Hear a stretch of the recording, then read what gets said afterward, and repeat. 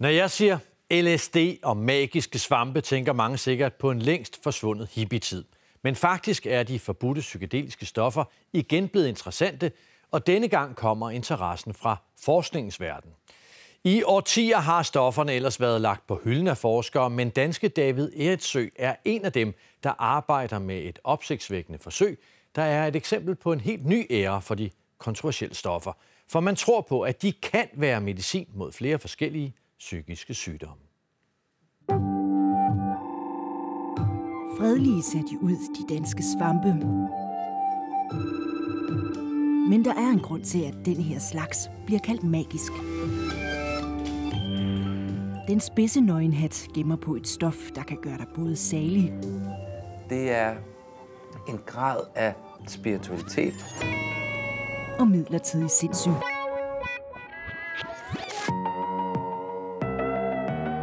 I værste fald kan vi se, at man kan blive så psykotiske på psilocybin, at man foretager sig handlinger, som man dør af. Der er masser af paradokser i det her. I mange årtier har psilocybin, LSD og andre psykedeliske stoffer været bandlyst i forskningens verden. These drugs had been demonized and thought to be harmful in ways that it turns out are simply not true. Men noget er ved at ændre sig. Det tyder nemlig på, at de dødbringende svampe også kan være helbredende. I en hovedstad kendt for sine kanaler, coffeeshops og fri cannabis, You had 20, so I'm gonna put 20 there. er en dansk forsker i færd med at gennemgå magien ved de magiske svampe, og det på videnskabssprog. So divided by 2, it's kind of significant. David Erritsø og hans chef er nogle af folkene bag et bemærkelsesværdigt forsøg, hvor de har behandlet svært deprimerede patienter med stoffet psilocybin. Der skal jeg tale. Flere af resultaterne skal for første gang præsenteres her på konferencen i Amsterdam. Jeg har ret meget at lave inden i morgen. Foran folk, der deler begejstring for forskning i magiske svampe, LSD og ecstasy. That's good. Jeg er nok mest nervøs for, om jeg kommer til at klokke i mine egne slides og fremstå som lidt en jubelidiot. Konferencen her er vokset voldsomt de seneste år som resultat af et felt i bragende udvikling. En stor del af publikum er derfor forskerkollegaer. Nogle endda kendte spydspidser på feltet. It's demonstrating the global appreciation and interest in this renewed research. It's inspiring. I feel thrilled by this. Og midt i en skelsættende tid er David Erritsø altså på nippet til at bidrage med sine nye resultater. Der er en stor begejstring og et stort håb om, at det her felt fører til noget. Og det ser også sådan ud med de data, der kommer nu. So welcome, David.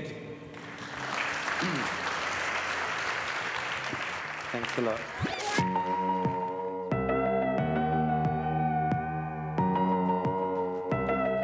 Den 42-årige dansker er uddannet psykiater og forsker til dagligt på Imperial College i London.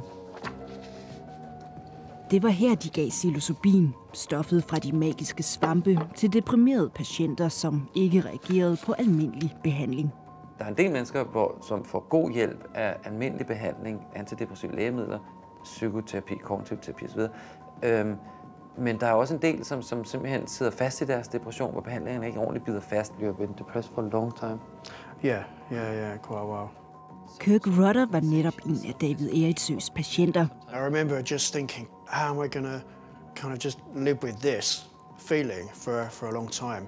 You know, it's quite a sad feeling. Han mistede sin mor for 5 år siden.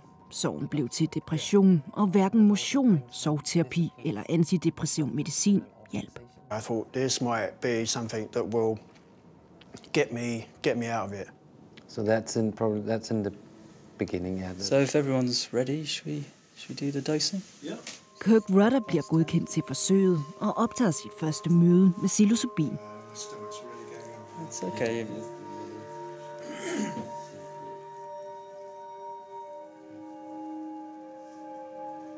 I think it took about 30 minutes before I started to feel something. Under hele sessionen guider et hold psykiatere patienten igennem oplevelsen. Alt imens er rummet fyldt med farver, levende lys og nøje udvalgt musik for at skabe den bedste effekt. Mentally and physically, you're moving inward somewhat. And then you get the psychedelic effect, so you see lots of color, images. Musikken ved vi er med til at gøre noget af arbejdet. Det er med til at underbygge nogle af de sådan stadier, den psykedeliske oplevelse gennemgår. I think it's like being on a river. Yeah, the river's moving.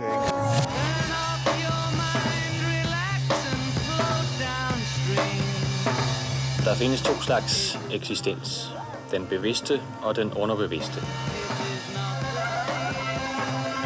Tager vi et smut tilbage i tiden, finder vi lidt af en guldalder for eksperimenter med de bevidsthedsudvidende stoffer.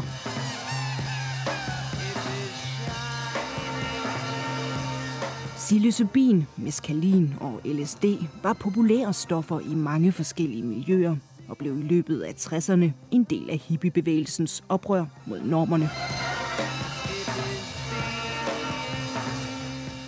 Ja, det er jo psilocybinsvampe. Spidsen øjenhat. Som psykiater og misbrugsekspert har Henrik Rindum indgående kendskab til effekterne af de psykedeliske stoffer. Man ville søge den ultimative følelsesmæssige oplevelse. Man ville se, om man kunne få en større erkendelse af sin egen tilværelse og endeløse psykiske oplevelser, man søgte. Også folk fra lægevidenskabens verden så potentialet. De første eksperimenter fra 50'erne og 60'erne var forsøg på at kurere forskellige psykiske sygdomme og misbrug. Man håbede eller forventede, at de psykedeliske stoffer ville være i stand til at ændre folks personlighed, og frem for alt jagtede man jo et stof, der radikalt kunne hjælpe. Forsøgene fandt også sted herhjemme, men den optimistiske stemning varede ikke ved. I was just like shivering, kind of really strongly. My stomach's really going over. I was getting nervous about it. I London prøver Kirk Rutter psilocybin 2 gange som led i forskningsforsøget. Men anden oplevelse bliver markant anderledes. I had this like kind of void, this like deep darkness, and it felt like suddenly there was this space that opened up. Og det er der, hvor det kan blive rigtig udfordrende, at en selv midlertidigt under stofoplevelsen simpelthen opløses delvist. I was saying to David and Mark and Robin, I don't like this, I don't like this, and I needed some reassurance. Den psykedeliske oplevelse, den overlapper lidt med det psykotiske, men det vigtige er, at det er en midlertidig oplevelse, mens stoffet er der. I was doing the wrist hold up with Hvordan kan man forsvare at bruge et stof på mentalt ustabile patienter, der også kan gøre folk psykotisk? Ja, altså, det er også derfor, at vi er forsigtige, og det er derfor, det er ekstremt vigtigt at blive støttet og guidet grundigt, og at man får integreret og får mening ud af oplevelsen bagefter.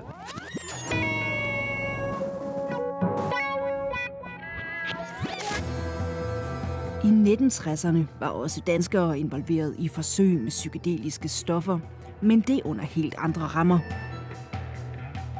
I kælderen på Frederiksberg Hospital fik flere end 400 uvidende patienter stoffet LSD mod for eksempel skizofreni og fødselsdepressioner.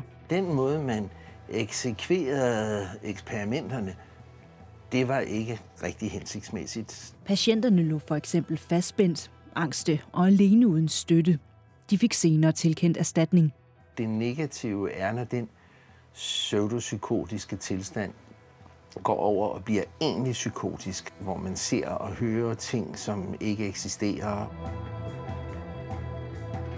Og historien har vist, hvordan de psykedeliske stoffer i værste fald kan være livsfarlige. Der har været tale om en, der bliver så psykotisk, at han slår en anden ihjel, og en ung mand springer ud fra 3. sal og slår sig ihjel.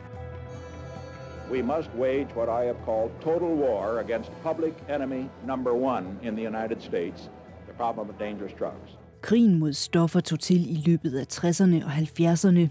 De psykedeliske af slagsen blev ulovlige verden over, og forskning i de helbredende effekter gik i stå i de næste mange årtier. Frankly, it was very difficult initially to get approval because these substances had been so demonized by our culture, and they were thought to be toxic. Roland Griffith er hovedtaler på konferencen i Amsterdam, og en af de første, der genoptog forskningen. Det blev banebrydende.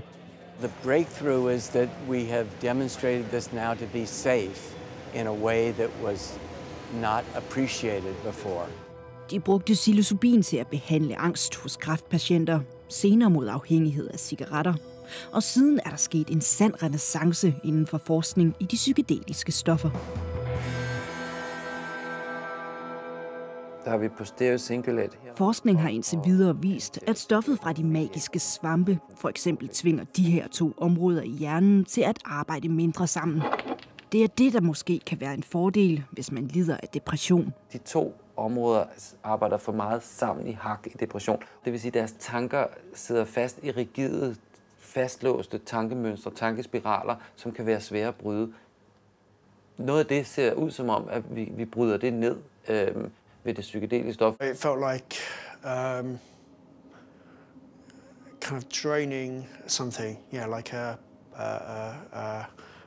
a cyst or something, kind of getting rid of the poison out of it by being sad, by crying, by letting go of it, It was kind of healing. I kind of missed it, It was really nice. It was a really nice experience. I Amsterdam skal David Ejertsø i kølvandet på årtiers skepsis præsentere sine nye resultater. But I will be focusing on the personality aspect. Selvom studiet er lille, så er resultaterne opsigtsvækkende. En uge efter sessionen var alle 12 patienter i bedring. 7 af dem var endda depressionsfri. De opfyldte ikke længere kriterierne for depression, så de var sådan set midlertidigt kureret. Og selv efter 3 måneder var 5 patienter stadig ikke deprimeret. Det er jo fantastisk at se, at det ser ud som om, det virkelig kan hjælpe nogen. Altså, det er selvfølgelig enormt tilfredsstillende og herligt at se, så det er vi temmelig begejstret for. And that is basically that. Thank you. Det gik okay. Det gik okay. Nu har jeg ikke rigtig hørt, hvad dem, som jeg er mest interesseret i at høre, hvad de synes om data. Men også hos en af spydspidserne er der begejstring. What's striking about these kind of observations is apparently a single experience, in this case with psilocybin, can produce long-term shifts in some of these personality dimensions. So that's interesting. De helt store kliniske undersøgelser med psilocybin venter stadig, men et håb fra 60'erne er tændt igen. Det er selvfølgelig ikke en magic cure på den måde, at vi kan behandle alle. Hvis de foreløbige resultater, vi ser, hvis de holder i en større målestok, så bliver det jo lidt af en revolution i behandlingen af angst og depression. Det ser rigtig, rigtig lovende ud, som om det virkelig kan hjælpe nogen. Og måske er vi den her gang noget tættere på at løse mysteriet om magien i de magiske svampe.